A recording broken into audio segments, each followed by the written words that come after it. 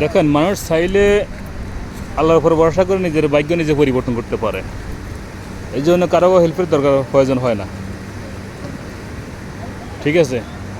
এটার জন্য কঠোর পরিশ্রমের দরকার হয়। কঠোর পরিশ্রম করলে মানুষ নিজের ভাগ্য নিজে পরিবর্তন করতে পারে আমার মতে।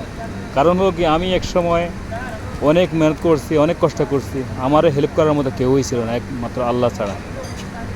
এই দুনিয়ার বুকে আমার হেল্প করার মতো কেউই ছিল না।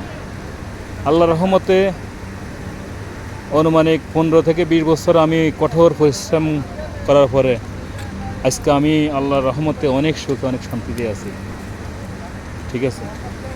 এই কারণে দরকার নিজের সততা, নিজের শ্রম, বাস, আর কোনো কিছুই দরকার নেই। 5 ওয়াক্ত নামাজ পড়েন, আল্লাহর জিকির করেন, আল্লাহর নাম সবসময় মনে রাখেন, সঠিক পথে চলেন, সঠিক পন্থায় চলেন। কারো ভালো খারাপ নিয়ে আপনার মন্তব্য করার কোনো দরকার নাই। আপনার ভিতরে কি এলেম আছে আপনি সেটা চর্চা করেন, ইনশাল্লাহ আপনি একসময় কামিয়াব হবেন আল্লাহর রহমতে।